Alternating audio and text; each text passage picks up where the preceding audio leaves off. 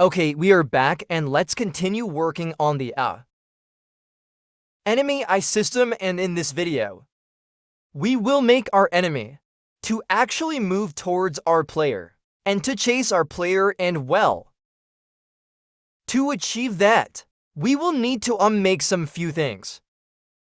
So let's open our enemy controller script and we will create another function. Well, obviously our enemy shoot can chase right here after when our distance is less than detecting range, but instead we gonna create another void function just to make our code more clear. Because it's very important to write clear codes in general, because especially if you're working in the team, it's very useful to write lines as clear as possible. Even if you're in the game developer, you want to create solo games and stuff like that. After a few days, when you go back to your script, you might not understand what and why you did. So it's very important to comment as much as you can your lines of code. I don't know if I told you how to comment basically. To comment, you just need to type these two slashes just like this. And then everything becomes green. And it means that it's just comment. It's not the actual part of our code. For example, I comment my our player movement script. As you see, I comment pretty much everything. But anyway, let's create another function. So white and well, let's call it something. For example, move towards. Just like this, open and close cooling brackets.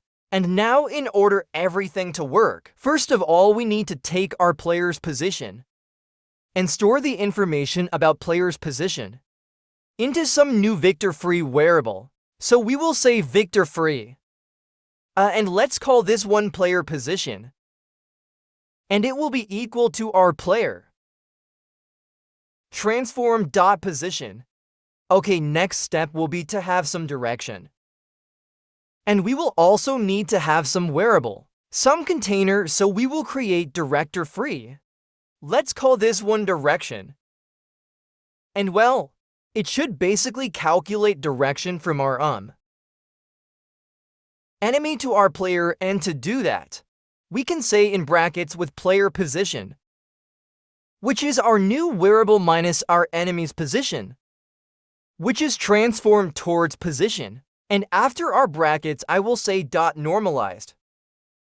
Don't get confused with normalize. Normalized just makes now the magnitude to be 1, and it will make everything to go smoothly now that we have direction.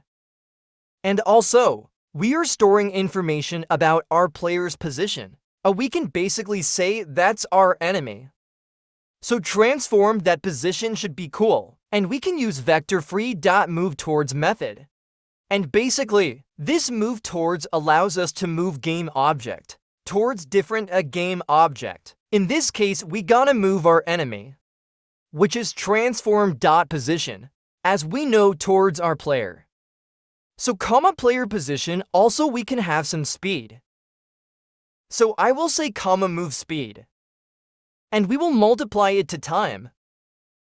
dot delta time for this fast movement. And we can basically save the script. So we just needed player's position, which toss information about players. Players X, Y, and Z, that's why we are creating vector free here. Then we needed direction from the player to the enemy. And then we are just using vector freedom to move towards methods. Oh, I forgot to call this function. We should call this function here.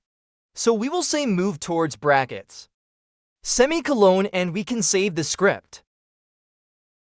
Now we will have to few problems with it. And let me show you how to deal with them. And what problems are they? So let our script compile. Let's select the we have everything.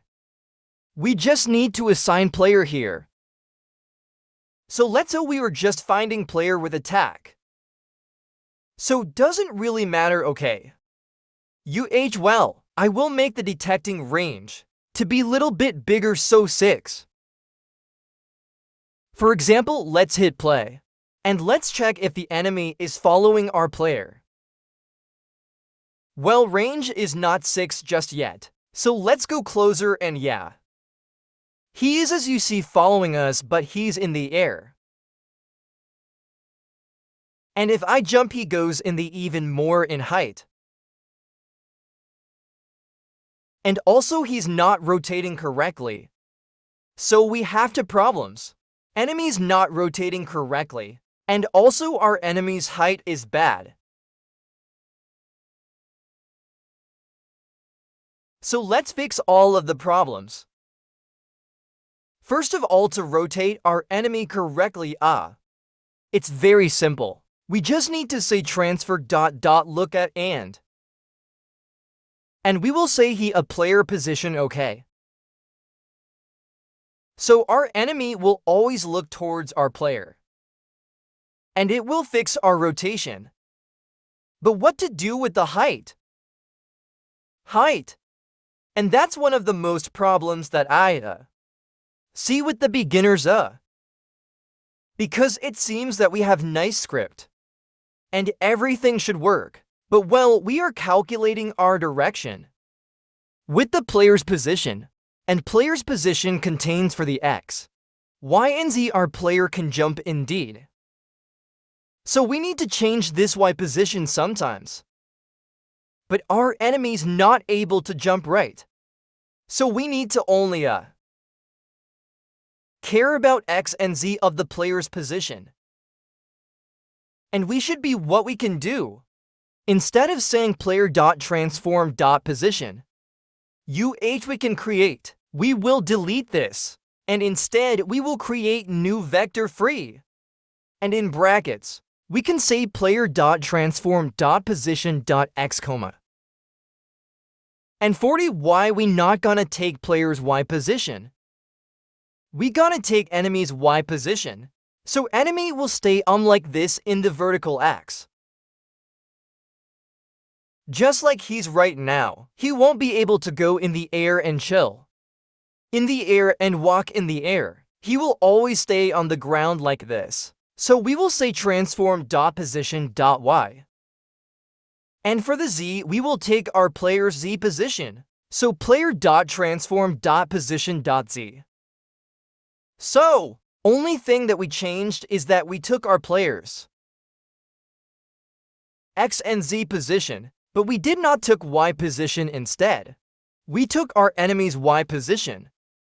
And it will make, as I said, our enemy to stay on the ground and not follow our player, while our player is in the air, is jumping or stuff like that. And we can save the script. And now let's hit play and let's check once again. Also, we should check rotation and yeah. Rotation is working and enemies staying in the ground. No matter if we jump or not, he's in the ground, so very nice. Well, our enemy doesn't have any collider, so we can go through our enemy right now, which is funny, but yeah, indeed. He's chasing us, so yeah. I'll end this video over here. Thank you for watching. Don't forget to hit the subscribe button so you won't miss any new videos. See you in the next videos.